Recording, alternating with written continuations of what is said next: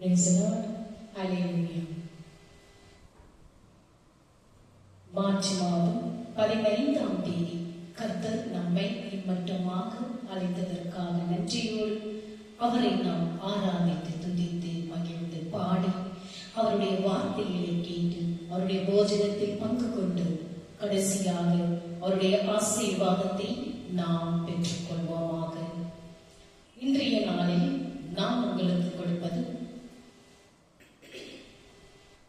கொலோசியர் 2ஆம் அதிகாரம் 15ஆம் வசனத்தில் பாருங்கள்.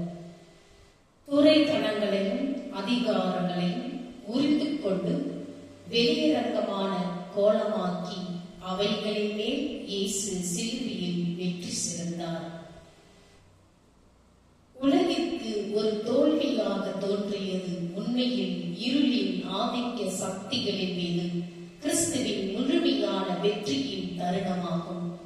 எபிரேயர் 2ஆம் அதிகாரம் 14 வாசித்து பாருங்கள். 1 யோவான் 3ஆம் அதிகாரம் 8 வாசித்து பாருங்கள். சிலுவையில் இயேசு பெற்ற வெற்றியின் காரணமாக ஒரு விசுவாசியின் வாழ்வில் எதிரிக்கு எந்த ஒரு சட்டபூர்வமான உரிமையும் இல்லை. நாம் வெற்றியின் நிலையில் இருந்து வாழ்கிறோம். படித்து பாருங்கள். வெளிப்படுத்துதல் 12ஆம் அதிகாரம் 11, 1 கொரிந்தியர் 15ஆம் அதிகாரம் 57 வாசித்து பாருங்கள்.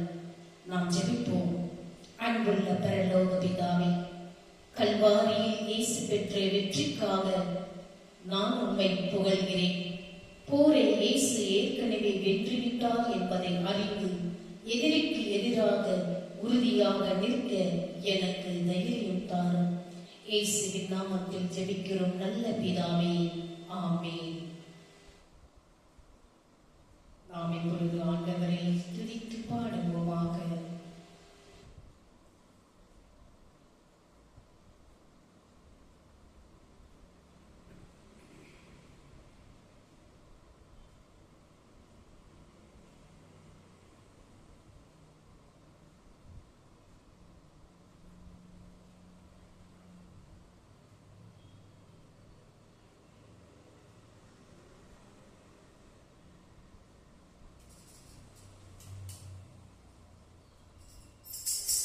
தேவதரமான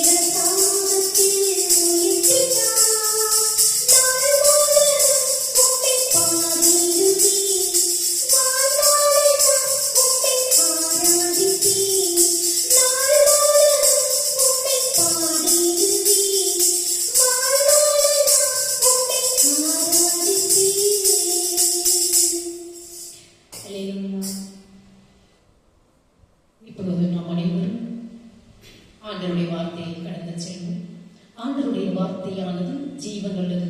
நான் ஒவ்வொரு ஞாயிற்றுக்கிழமையும் உங்களுக்கு நான் எடுத்துக்கொண்டே இருக்கின்றேன். நீங்கள் ஒவ்வொரு நாளும் ஆண்டவருடைய வார்த்தையை படித்து பயன்பெறுங்கள் என்று உங்களை தாழ்மையோடு கேட்டுக்கொள்கிறேன். நாம் ஆண்டவருடைய வார்த்தைகளை நாவினால் உச்சரிக்கும் பொழுது நம்முடைய வாழ்க்கை பிரகாசமாகும். வார்த்தையை படித்து பாருங்கள். ஒவ்வொரு நாளும் நேரம் கிடைக்கும் போதெல்லாம் நீங்கள் வார்த்தையை படித்து பயன்பெறுங்கள். கர்த்தராகிய இயேசு இப்பூமியில் இருந்த நாட்களில் ஜெப ஆலய தலைவன் ஒருவன் அவரிடத்தில் வந்து மரண அவஸ்தைப்பட்டுக் கொண்டிருந்த தன்னுடைய மகளை சுகமாக்கும்படி தன் வீட்டிற்கு வரும்படியாக அவரை மிகவும் வருந்தி வேண்டிக் கொண்டான். அவர் அவனுடன் கூட போகிற வழியிலே அவருடைய வீட்டில் இருந்த சிலர் வந்து, உன்னுடைய குமாரத்தி மரித்து போனார், இனி ஏன் போதகரை வருத்தப்படுகிறேன் என்று கூறவே அவனுடைய உள்ளம் துயரத்தினாலும் கலக்கத்தினாலும் நிறைந்தது. அப்போது கர்த்தராகிய இயேசு அவனை நோக்கி, பயப்படாதே, விசுவாசமுள்ளவனாயிரு என்று உரைத்தார் கர்த்தர். அப்போது அவன் அவரது வார்த்தைகளில் விசுவாசம் வைத்து அவரை தன் வீட்டிற்கு அழைத்து சென்றானாம். அவனுடைய மகனை உயிரோடு எழுப்பினார். படித்து பாருங்கள். மார்க்கு நற்செய்தி 5ஆம் அதிகாரம் 22 42 வரை படித்து பாருங்கள். தேவ பிள்ளைகளே, மனுஷ சத்தங்கள் உன்னை கலங்க பண்ணுகிற நம்பிக்கையுற்ற சூழ்நிலைகளிலும் நீ பயப்படாதே. கர்த்தர் மேல் விசுவாசம் உள்ளவனாயிரு. கர்த்தர் மேல் விசுவாசம் உள்ளவனாயிரு. அப்போது அவரது அதிசய செயல்களை நீ காண்பாய். அப்போஸ்தலரான பவுலடிகளார் ஒரு சந்தர்ப்பத்தில் தன் கப்பல் பயணத்தில் ஒரு கொடிய புயலில் சிக்கிக் கொண்ட போது, பவுலே பயப்படாதே, நீ ராயனுக்கு முன்பாக நிற்க வேண்டும் என்று உரைத்தார். படித்து பாருங்கள். அப்போஸ்தலரான பவுலடிகளார் எழுதிய 27ஆம் அதிகாரம் 24ஆம் வசனம் வார்த்தைகளை படித்து பாருங்கள். தனக்கு உரைக்கப்பட்ட தேவ வாக்கினால் திடனடைந்து தன் சக பயணிகளையும் திடப்படுத்தினார் அப்போஸ்தலரான பவுலடிகளார். அவர்கள் ஒரு தீவில் கரை சேர்ந்தனர். அந்த வேளையில் உண்டாயிருந்த அடையின் மலையின் நிமித்தம் அவர்கள் குளிர்காயும்படி அத்தீவார் நெருப்பு மூட்டி அவர்களுக்கு உதவி செய்து கொண்டிருந்தார்கள். அப்போது அப்போஸ்தலரான பவுலடிகளார் சில விறகுகளை வாரி அவற்றை அந்த நெருப்பின் மேல் போடுகையில் அவ்விறகுகளுக்கு இடையே மறைந்திருந்த ஒரு விரியன் பாம்பு ஒன்று அவருடைய கையை கவ்விக்கொண்டு அவருடைய கையில் தொங்கிக் கொண்டிருந்ததாம். அவரோ அந்த சூழ்நிலையில் பதற்றம் அடையவும் இல்லை, கலக்கமடையவும் இல்லை. யார்? அப்போஸ்தலரான பவுலடிகளார். விசுவாசிக்கிறவன் பதறக்கூடாது, விசுவாசிக்கிறவன் பதற்றம் அடையக்கூடாது என ஆண்டவருடைய நற்செய்தியில் எழுதப்பட்டிருக்கின்றது. அவருடைய இருதயம் கர்த்தரை நம்பி திடனாயிருந்ததாம். படித்து பாருங்கள். ஏசாயா 28ஆம் அதிகாரம் 16, சங்கீதம் 112 6-7 படித்து பாருங்கள். தன்னை ஆட்கொண்டவர் தனக்கு முன்னுரைத்திருந்த வார்த்தைகளை அவர் உறுதியாய் பற்றி பிடித்துக் கொண்டிருந்தபடியால் அவர் அந்த சூழ்நிலையிலும் சற்றேனும் கலங்கி போகவில்லை. யார்? அப்போஸ்தலரான பவுலடிகளார். அவர் அந்த விரியன் பாம்பை தீயிலே உதறி போட்டு ஒரு தீங்கும் அடையாதிருந்தார்.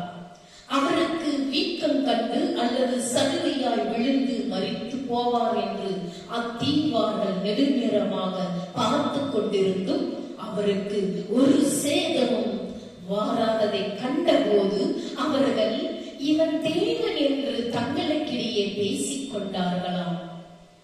படித்து பாருங்கள். அப்போஸ்தலனான பவுலடிகளார் 28ஆம் அதிகாரம் 2-6 வாசித்து பாருங்கள்.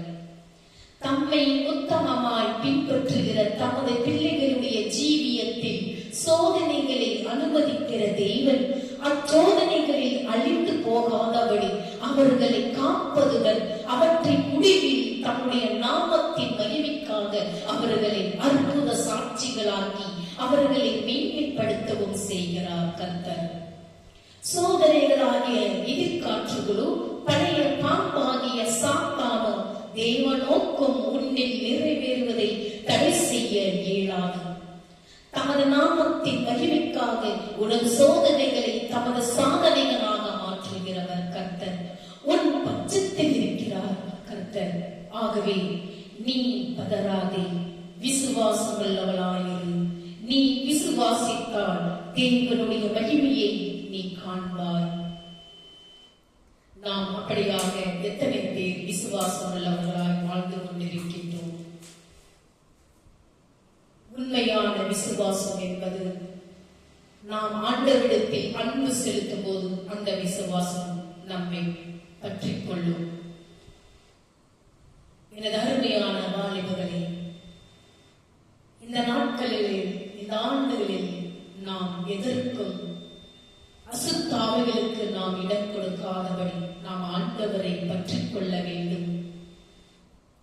நீ பயப்படாதே, விசுவாசம் உள்ளவனாய் என்று கர்த்தர் உன்னை நோக்கி கூறுகிறார். தேவன் உன் வாழ்க்கையில் அற்புதங்களை செய்யும்படி நீ அவரை விசுவாசிப்பாயாக. இதோ சர்ப்பங்களையும் தேன்களையும் மிதிக்கவும் சத்துருவினுடைய சகல வல்லமையையும் மேற்கொள்ளவும் உங்களுக்கு அதிகாரம் கொடுக்கிறேன். ஒன்றும் உங்களை சேதப்படுத்த மாட்டாது. படித்து பாருங்கள். லூக்கா நற்செய்தி 10ஆம் அதிகாரம் 19. சிங்காசனத்தின் மேலும் விரியன் பாம்பின் மேலும் நீ நடந்து பாவ சிங்கத்தையும் வலுசர்ப்பத்தையும் மிதித்து போடுவார். ஆபத்தில் நானே அவனோடு இருந்து அவனை தப்புவித்து அவனை கனப்படுத்துவேன். படித்து பாருங்கள். சங்கீதம் 91ஆம் அதிகாரம் 13-15 வாசித்து பாருங்கள். தமிழத்தில் விசுவாசமாய் இருக்கிறவர்களுக்கு அதை நிறைவேற்றுவது எவ்வளவு உண்மை உள்ளவராயிருக்கிறார் கர்த்தர் என்பதை நீங்கள் உணர வேண்டும். இது உண்மை சம்பவம் நிரூபித்ததென்றது. ஒரு சந்தர்ப்பத்தில் யூதா ராஜ்யத்துக்கு விரோதமாக அதன் சத்துருக்களாகிய சில ராஜாக்கள் ஏகமாய் கூட்டம் கூடி துரோகலோசனை பண்ணி கொண்டிருந்த போது அது நிமித்தம் கலக்கமும் இன்றி யூதாவின் ராஜாவையும் தேவ ஜனங்களையும் நோக்கி வந்த தேவனுடைய சத்தம் யாதும், நீ பயப்படாமல் அமர்ந்திருப்பார். இந்த 2 புகைகிற கொல்லிகளும் கட்டைகளும் கண்ட உக்கிர கோபத்தை நிமித்தம் உன் இறுதியும் துவள வேண்டாம். அந்த ஆலோசனை நிறைவேற்பதில்லை, அதன்படி சம்பவிப்பதும் இல்லை. நீங்கள் விசுவாசியாவிட்டால் நிலை பெற மாட்டீர்கள். படித்து பாருங்கள். ஏசாயா 7ஆம் அதிகாரம் 2-9. உன் சோதனையில் நீ தோற்று போவாய் என்று உன்னை நோக்கி வரும் எதிர்மறையான சத்தம் உன்னை கலங்க பண்ணுகிறதா? அது கர்த்தரிடத்தில் வந்த சத்தம் அல்ல, மாறாக அது பொய்யினும் பொய்க்கு பிதாவுமாயிருக்கிற சாத்தானிடத்திலிருந்தே வந்ததாகும். அவன் சொல்லுகிறவர்களை நீ உன் ஆவியில் ஏற்றுக்கொள்ளாமல் அவற்றுக்கு எதிர்த்து நிற்பாயாக. உன் வியாதியில், உன் பிரச்சனையில், உன் சோதனையில், உன் கலக்கத்தில், உன் கண்ணீரில் உனக்கு ஜெயம் அளிப்பவராக கர்த்தர் உன்னோடு கூட இருக்கிறார். ஆகவே உன் சோதனைகளின் மத்தியில் கர்த்தர் உனக்கு என்ன சொல்லுகிறார் என்பதை மாத்திரம் நீ கவனித்து கேட்டு அதை விசுவாசித்து அவரை நீ துதிப்பாயாக. உன் சூழ்நிலைகளை இளம் பொழுதில் மாற்றி உனக்கு ஜெயம் அளிக்கவும் வல்லமை அவருடைய வார்த்தையில் உண்டு. ஆகவே நீ பயப்படாமல் அமர்ந்திருப்பாயாக. நீ எதை குறித்தும் பயப்படாமல் நீ என்னை நோக்கி கூப்பிடும் பொழுது உனக்கு அந்த பயத்தின் ஆவையும் அசுத்தாவின் ஆவையும் சாத்தானுடைய கிரிகளையும் நான் முறியடிப்பேன் என்று கர்த்தர் சொல்லுகிறார். அப்படியாக நீங்களும் நானும் ஆண்டவரிடத்தில் எப்படி நாம் கேட்டுக்கொண்டிருப்போம் என்று சிந்தித்து இனி வரும் நாட்களில் நாம் கர்த்தரை நோக்கி ஒவ்வொரு நாளும் அவருடைய வார்த்தைகளை படித்து பயன்பெற வேண்டும் என்று கர்த்தர் தாமே இந்த நாளில் உங்களை ஆசீர்வதிப்பாராக. ஆமென்.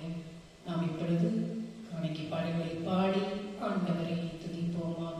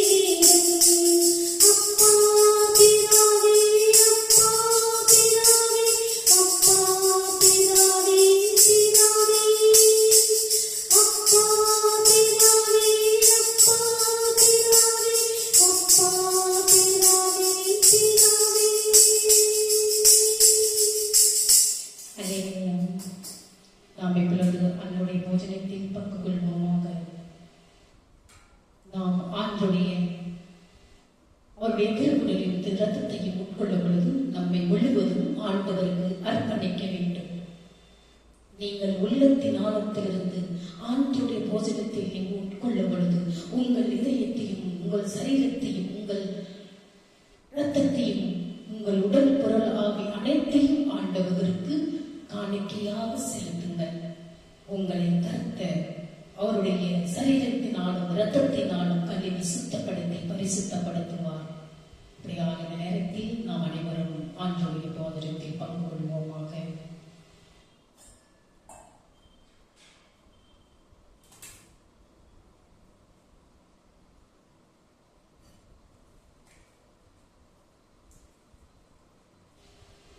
வானக தந்தையே, நீ மெய்யாகவே தூயவர், புனிதற்கெல்லாம் ஊற்று. ஆகவே உடைய தூய ஆவியை பொழிந்து இக்காணிக்கைகளை புனிதப்படுத்த வேண்டும் என உம்மை மன்றாடுகிறோம். இவ்வாறு எங்கள் ஆண்டவர் இயேசு கிறிஸ்துவின் உடலும் இரத்தமுமாக எங்களுக்கு இவை மாறுபனவாக. அவர் தாம் பாடுபடுவதற்கு முந்தின நாள் வணக்கத்துக்குரிய தம் திருக்கைகளில் அப்பத்தை எடுத்து வானோக்கி கண்களை உயர்த்தி எல்லாம் வல்ல இறைவன் தம் தந்தையும் ஆகிய உமக்கு நன்றி செலுத்தி வாழ்த்துரைத்து அப்பத்தை விட்டு தம் சீடர்களுக்கு அளித்து அவர் கூறியதாவது: அனைவரும் இதை வாங்கி உண்ணுங்கள், ஏனெனில் இது உங்களுக்காக கையளிக்கப்படும் என் உடல் என்றார்.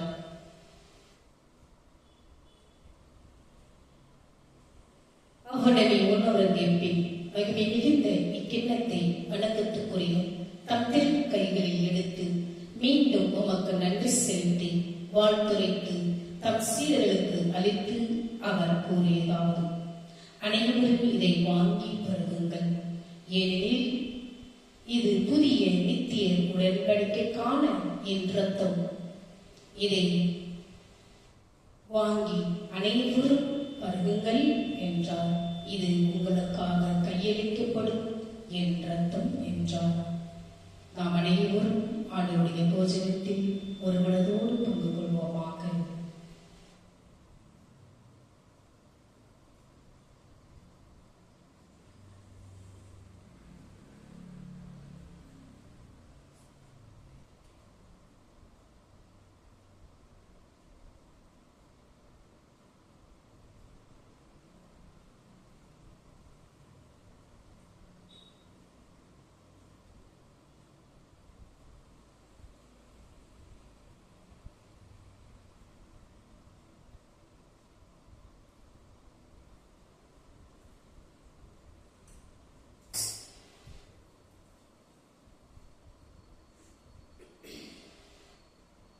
நாம் இப்பொழுது நன்றியோடு அவரை நாம் துதித்து பாடுவோமாக.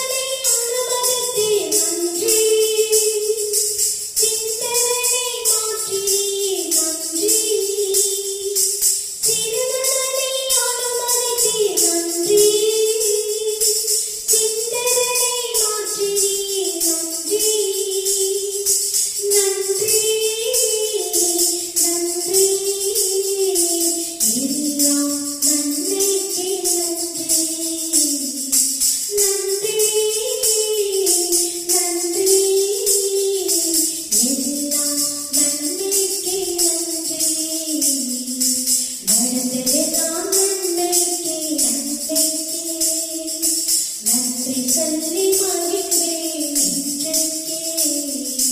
நடப்பதெல்லாம் நன்மைக்கே, நன்மைக்கே. நன்றி சொல்லி மகிழ்ந்தேன் இன்றைக்கே.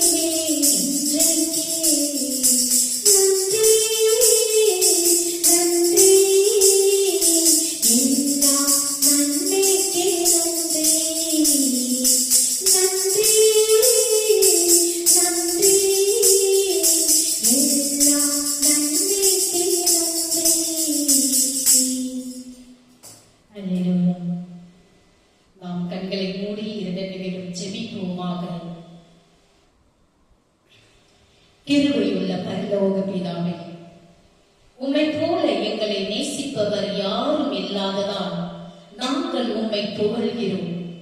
உம்மை போல எங்களை புரிந்து கொள்பவர் யாரும் இல்லை. யோவான் ஸ்நானகனின் சிறந்த முன்மாதிரிக்காக நாங்கள் நன்றி கூறுகிறோம்.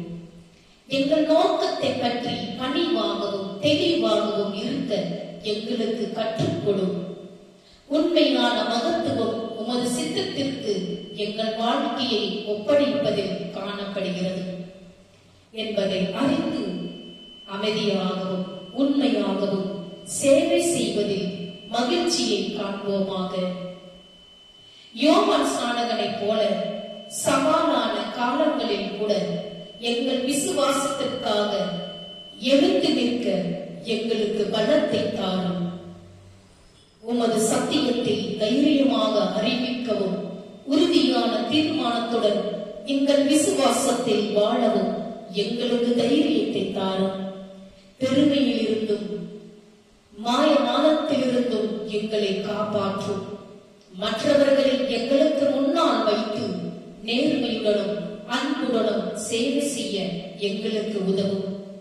நாங்கள் செய்யும் எல்லாவற்றிலும் உம்முடைய மகத்துவத்தை தைரியமாக பிரதிபலிக்கும் வகையில் தாழ்மையுடன் வாழவும் அன்பு செலுத்தவும் எங்களுக்கு உதவும். உமது நாமத்திற்கு மகிமையை கொண்டு வரும்படி எங்கள் வாழ்க்கையால் உமக்கு சேவை செய்யவும் கொடுக்கவும் மதிக்கவும் எங்களுக்கு கற்றுக் கொடும். ஆண்டவரே, உமக்கு ஏற்புடையதை எப்போதும் தேட எங்களுக்கு உதவும். பரிசுத்த ஆவியானவரின் கனி எல்லா நன்மையிலும் நீதியிலும் உண்மையிலும் எங்களில் பெருகட்டும். இயேசுவின் நாமத்தில் நாங்கள் வெற்றியை எடுத்துக் கொள்கிறோம் நல்ல தகப்பனே, ஆமென். என் ஆத்துமாவே கர்த்தரை ஸ்தோத்திரி, என் முழு உள்ளமே அவருடைய பரிசுத்த நாமத்தை ஸ்தோத்திரி. என் ஆத்துமாவே கர்த்தரை ஸ்தோத்திரி. அவர் செய்த சகல உபகாரங்களை மறவாதே. கண்களை மூடி ஆண்டவருடைய ஆசீர்வாதத்தை பெற்றுக் கொள்வோமாக. நம்முடைய ஆண்டவராகிய இயேசு கிறிஸ்துவின் கிருபை, பிதாவுடைய அன்பும் பரிசுத்த ஆவியினுடைய அந்யோன்யம் ஐக்கியமும் நம்மோடு நம்முடைய குடும்பத்தோடு யாரெல்லாம் இந்த யூடியூப் சேனலை பார்த்து கொண்டிருக்கின்றார்களோ ஆண்டவருடைய வெளிச்சமானது உங்கள் மேலும் உங்கள் குடும்பத்தின் மேலும் பிரகாசமடையத்தக்கதாகவும் ஆண்டவர் வரும் மட்டும் உங்கள் மேல் சந்தோஷம் சமாதானம் என்றென்றும் நிலைத்திருப்பதாக. ஆமென். May God bless you. ஆண்டவர் உங்களை ஒவ்வொருவரையும் ஆசீர்வதிப்பாராக. ஆமென்.